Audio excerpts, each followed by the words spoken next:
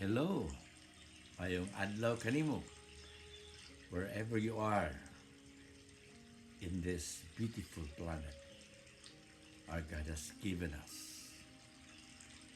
Naot ang kalinaw, ug grasya sa Dios nga dili masukod, maimo nining takna sa atong pagmalandong sa iyang pulong. Ako si Pastor Johnny, o magbitar kanimo sa mensahe ang atong puluhan. Kinsa gayud di ay ang Dios? Nahibalo ba ta kung kinsa gayud di ang Dios? Ini nga atong mensahe, atong gibase sa parabulo or the parable of the lost son or the prodigal son. I'm sure kitang tanan very familiar niini nga maong teksto, no? This is one of my favorite passage in the Bible or parable of Jesus. You know why? Because kini nga parable nagtudlo kanato kung kinsa gud di ay ning Dios nga tinuod nga worthy nga angayan natong angayan nga simbahon dahigon ng alagaran sa tanang katawan. Tungod kay maayo siya kay nga Dios. No? Maayo siya kay nga Dios. Kung dili ba maayo ang Dios, wala ganahan ba ka mo alagad? Dili no. Pero sa sugilanon sa Biblia, mahitungod sa Dios, adunay duha ka panglantaw sa mga magtotoo sa Biblia. Particularly, ang gitawag og the chosen people, ang mga Hudiyo or Israelites. No? Diha sa Old Testament, ilang gisabot ang Dios nga maayo man, pero limited ang iyang pagkamaayo. Naging Salmo 8, no? Ang Dios maayo siya. Iyang panalanginan ang mga matarong apan magdumot siya sa mga makasasala. Apan diya sa bagong tugon, sumala sa tundo ni Kristo, ang Dios hilabihan ka maayo. Dili lang kay maayo ra siya sa mga matarong, mga righteous, kundi bisan pa sa mga makasala. Kung ngani iya kining gipakamatyan, gipakatawhan, nagpakatawo siya alang sa makasala, ug iya kining gipakamatyan. Muna tinuod nga Dios nato nga mga Kristohanon. Nato nga mga Kristohanon. Ug mao nagyulagway niini nga kuan, niini nga prodigal son. Kung atong balikan ang sugilanon sa prodigal son story, ang duha ka nagsuon, pareho silang wala kasabot sa ilang amahan. Or na-misunderstood nila ang ilang amahan nga stricto, nga lisod mo pasaylo. No, I challenge you to read the parable sa katong kamagulangan, nga although wala siya magbiya sa amahan, apan nagalaga siya sa amahan nga kontra sa iyang buot, adunay kalagot kay iyang amahan, urag wala kasabot sa iyang panginahanglan, wala gani siya partihi uban sa iyang mga higala, no? Kay stricto lagi para niya nga mura og dalo siguro nga para niya dalo niya amahan. Unya kato ko kamanghuran, diha nga nakaamgo na siya nga nakalitsi-litsi na ang iyang kinabuhi tungod sa iyang mismanagement sa iyang kinabuhi, sa resources, sa blessing sa Ginoo sa iyang kinabuhi.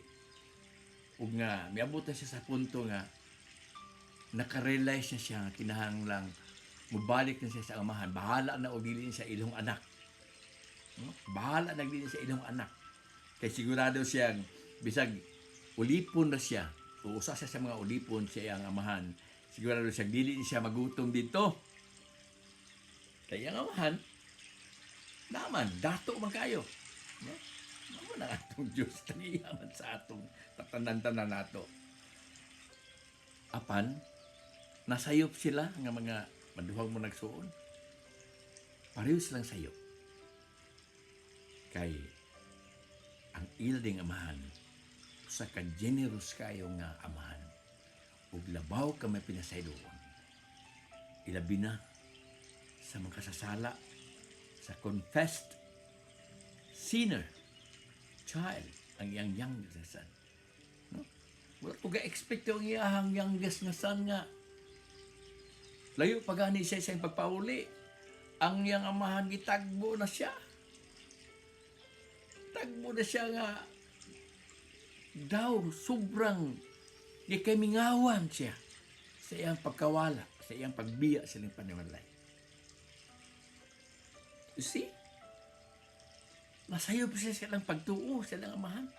Katuo siya nga dawaton magaling siya, pero hindi niya siya ilhon nga anak. Panon siya gihimo sa iyang amahan. Naggalagot ang iyang magulang. Ha? Tagbo siya. Gihalog siya. Wala na siguro siya katiwa sa iyahang gi-prepare nga confession. Nga iyahang isulti sa amahan nga balik siya. Kudili, gihalog man siya sa amahan niya. Sugo na yung amahan niya. Sige, pag-anda mo niya atong partihan niya akong anak. Kaya kanya akong anak, dugay na ning namatay apan nabuhi pag-usap. Mo ni bag-ong hunagway sa Diyos. Nga maoy dapat Diyos sa mga Kristohanon, mga kaigsuunan. Aghan sa mga gospel preachers nga wala makasabot ini.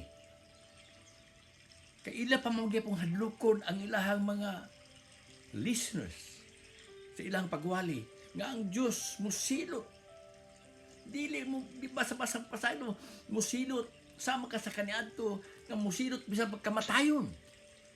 But this prodigal son story is teaching us that that's no longer true. That's no longer true. The true God, bisag layo pa ka, makasabot na siya na ikaw, ganahan mo balik niya. Tagbuon pa ta niya. O halugon. Gibalo ba ka nga ang silot sa prodigal son, ang sala sa bata nga masinpakon sa iya ginikanan, kamatayon. Naana sa Biblia, sa Old Testament. Daghang mga sala diha nga gituuhan nila nga silutan sa Dios og kamatayon. Nga adultery, ang pagkabayot, no, ang pagka-gay.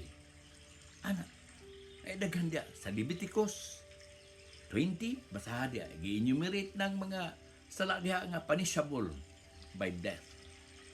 Apan diha kang Kristo, gituduan kita nga dili na ingunan ang Dios, ang tinuod nga Dios.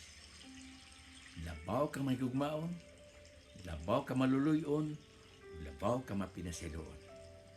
Muna ang Dios na kanato ng mga Kristohanon, ug mao na Dios nga atong iwali. Ug kung mao na Dios nga atong iwali, nahimo kitang tinuod nga magwawali sa maayong balita. Kay kung mawali ko og Dios nga mopatay, mosidot sa kamatayon, di ba na maayong balita? Sabi ganana na. Dili ba?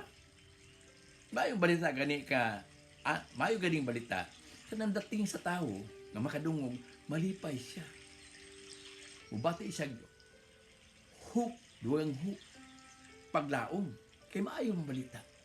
Imagine, dugay na pagtuo nga ang Diyos.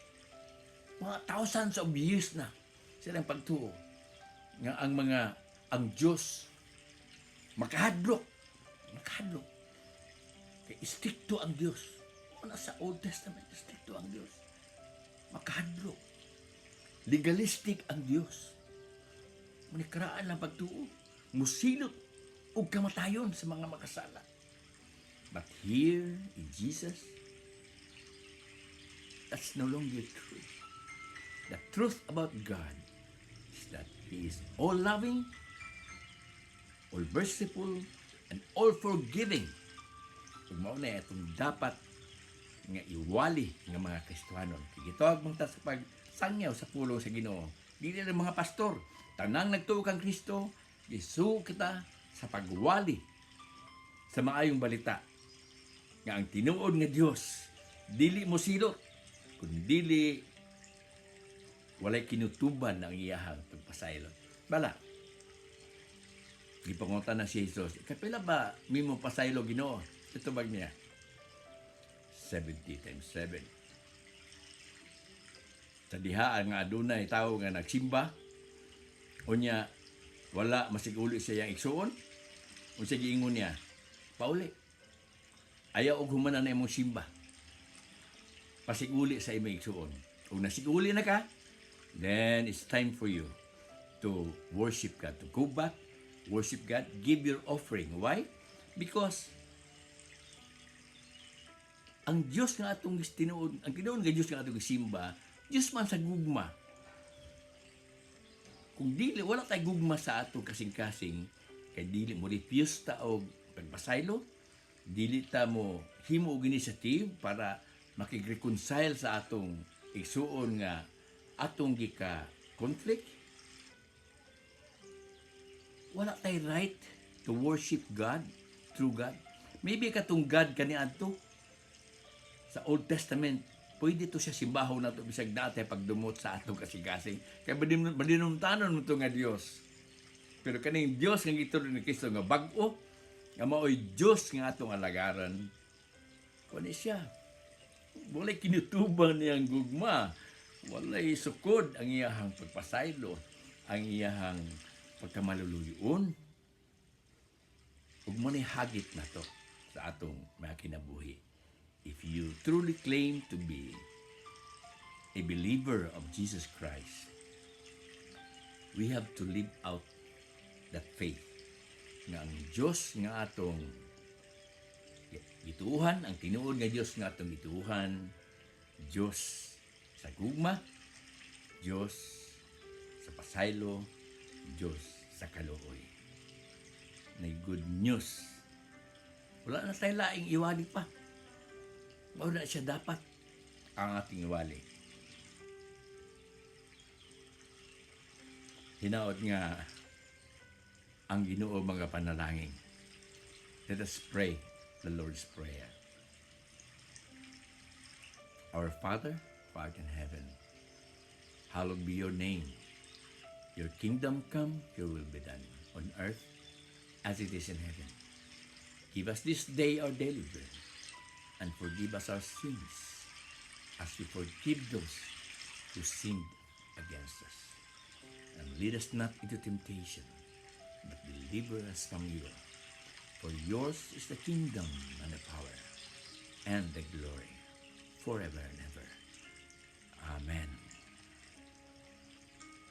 God bless.